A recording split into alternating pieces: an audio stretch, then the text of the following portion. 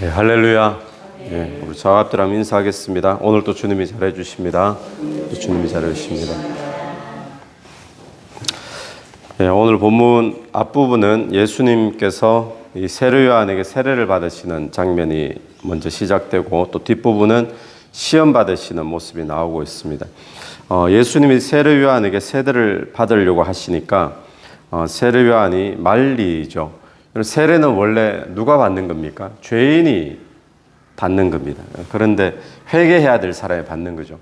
그러면 예수님이 죄가 있으신 분인가? 회개해야 될 죄가 있었나? 예수님은 죄가 없는 분이십니다. 하나님이시잖아요.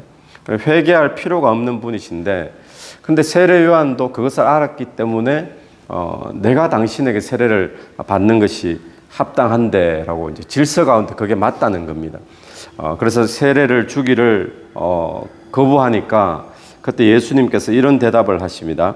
15절 말씀에 예수께서 대답하여 이르시되 이제 허락하라. 우리가 이와 같이 하여 모든 의를 이루는 것이 합당하니라.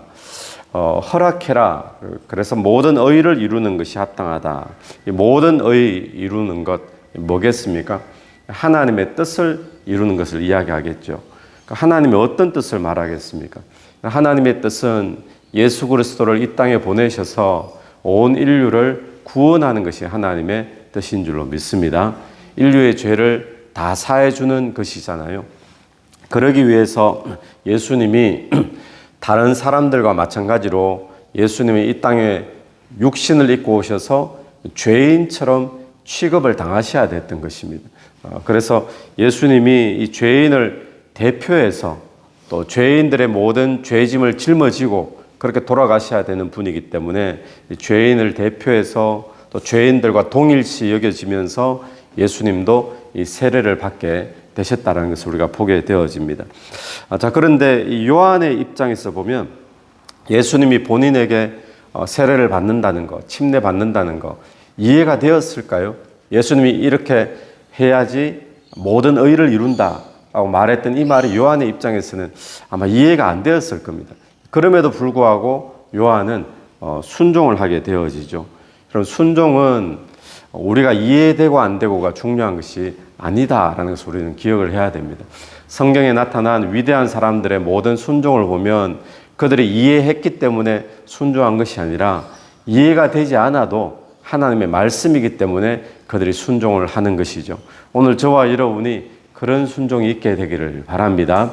그러니까 이해가 되지 않지만 순종을 하게 되면 어떤 일이 벌어질까요? 하나님의 역사를 보게 될 줄로 믿습니다. 그래서 오늘 16절부터 나오는 예수께서 세례를 받으시고 곧 물에서 올라오실새 하늘이 열리고 하나님의 성령이 비둘기같이 내려 자기 위에 임하심을 보시더니 하늘로부터 소리가 있어 말씀하시되 이는 내 사랑하는 아들이요 내 기뻐하는 자라 하시니라. 이 일이 어떻게 이루어졌을까요? 이 세례 요한의 이해가 되지 않지만 순종하는 그 순종을 통해서 성령이 비둘기같이 예수 그리스도 위에 임하고 하나님의 음성이 하늘 문이 열려서 들려지고 이 일이 요한의 순종을 통해서 이루어진 줄로 믿습니다.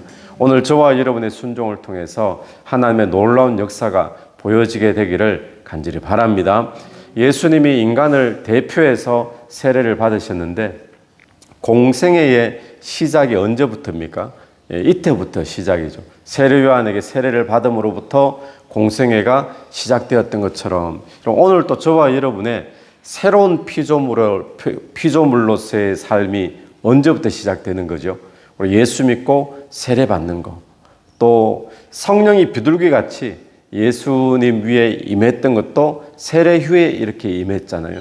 오늘 또 우리가 예수 믿고 세례 받으면, 구원 받으면 그때 성령이 우리 안에 들어오셔서 우리에게 인도하여 주시는 역사가 있는 줄로 믿습니다.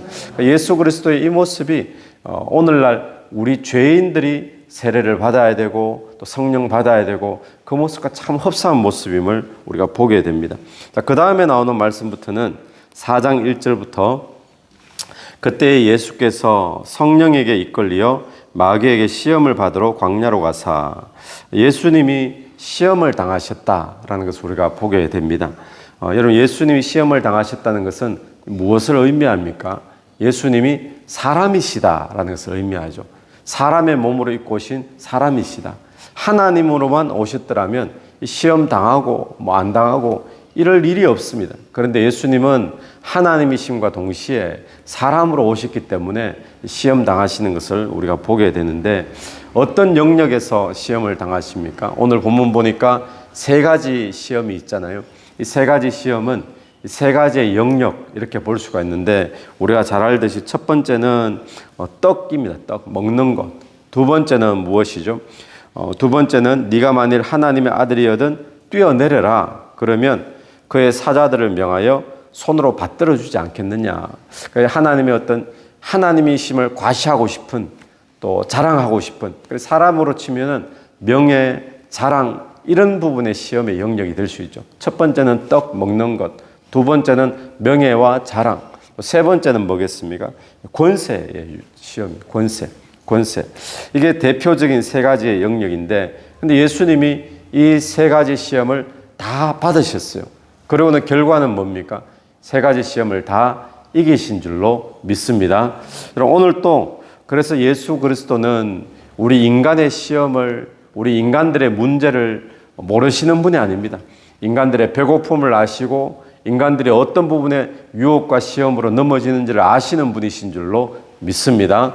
그래서 우리를 체휼하지 아니하시는 분이 아니요, 우리를 공감하지 아니하시는 분이 아니요, 그렇게 성경에 우리에게 나오죠. 주님께서는 저와 여러분이 지금 처해 있는 모든 형편들, 모든 어려움들 주께서 몸소 다 겪으시고 경험하셨기 때문에 우리가 얼마나 지금 괴로움 가운데 있는지, 또 유혹 가운데 있는지 이미 알고 계시고 공감하시는 분이신 줄로 믿습니다.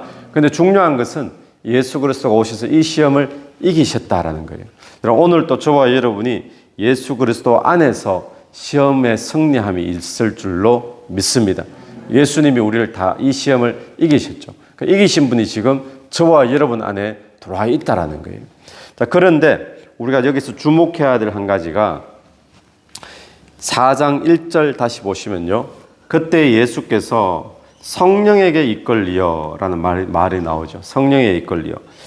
예수님을 누가 시험으로 이끌어 갔느냐?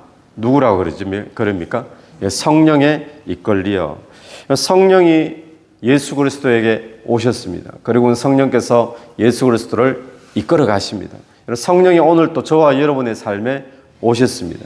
성령이 저와 여러분의 삶을 인도하고 이끌어 가시는 줄로 믿습니다.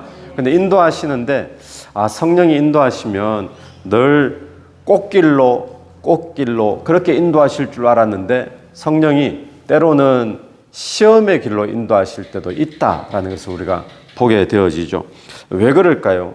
왜 시험의 길로 인도하겠습니까? 늘 좋은 길, 마른 땅, 좋은 형통한 길, 이렇게만 인도하시면 좋겠는데 왜 때로는 고난의 길로, 또 시험의 길로 이렇게 인도하시느냐? 예수님에게는 왜 시험의 길로 인도하시는가 하면 예수님이 사람의 대표가 돼야 되기 때문에 그렇잖아요. 그래서 예수님이 사람의 대표로 이 시험을 또 이기셔야 되기 때문에 이 시험의 길로 인도하셨습니다. 그래서 예수님이 시험에 이기셨기 때문에 저와 여러분도 시험을 이기신 예수님이 우리 안에 계심으로 예수가 나타나면 시험에서 승리함이 있을 줄로 믿습니다. 오늘 우리에게는 성령이 들어오셔서 우리에게도 시험의 길로 인도하실 때가 분명히 있습니다. 때로는 예수 따라갔는데, 열심히 말씀 따라 살았는데, 때로는 고난의 길로, 핍박의 길로, 심지어는 순교의 길로 인도하실 때가 있는 거죠. 왜 그렇게 인도하시겠습니까?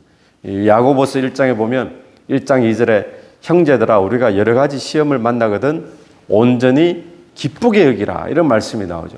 그러면서 이 야고보서 1장 12절 말씀으로 넘어가면 이 시험을 참고 시험을 이기는 자에게 생명의 면류관을 주시려고 우리에게 시험을 주신다라는 그런 말씀이 있습니다. 오늘 우리에게는 왜 시험의 길로 성령께서 인도하시는가? 저와 여러분에게 생명의 길로 인도하시려고 시험의 길로 인도하시는 줄을 믿고 그 시험 가운데 믿음으로 예수가 사심으로 승리하는 은혜가 있게 되기를 간절히 축원합니다.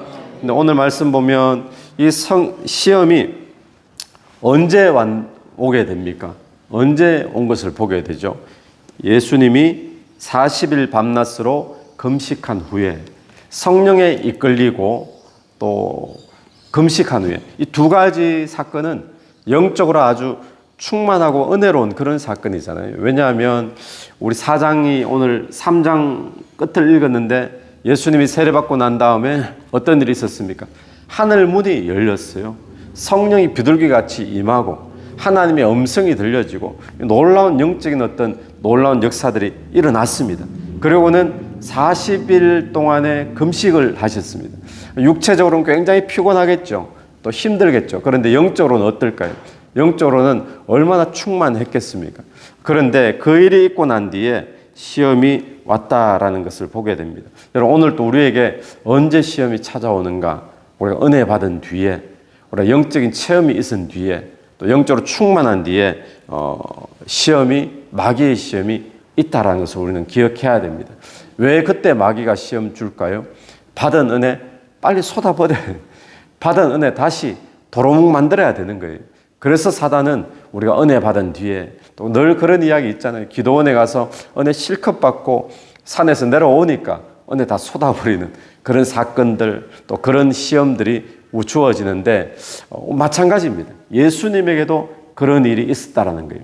자, 그런데 또 기억해야 될 것이 뭔가 하면 예수님께도 이런 시험이 왔다면 오늘 우리에게는 어떨까요? 하나님의 아들이신 예수님에게도 시험이 있었다면 오늘 우리에게도 당연히 마귀는 시험을 준다라는 사실을 잊지 말아야 됩니다. 그런데 예수님이 이 시험에 승리하신 줄로 믿습니다. 그런데 어떻게 승리하시죠? 예수님은 어떻게 이 마귀의 시험을 이기셨는가? 예수님이 마귀가 시험할 때마다 그 마귀에게 대적한 방법이 무엇인가 하면 4절 보십시오. 4절에 예수께서 대답하여 이르시되 기록되었으되 어디에 기록되었을까요? 이 말씀에, 구약 성경에.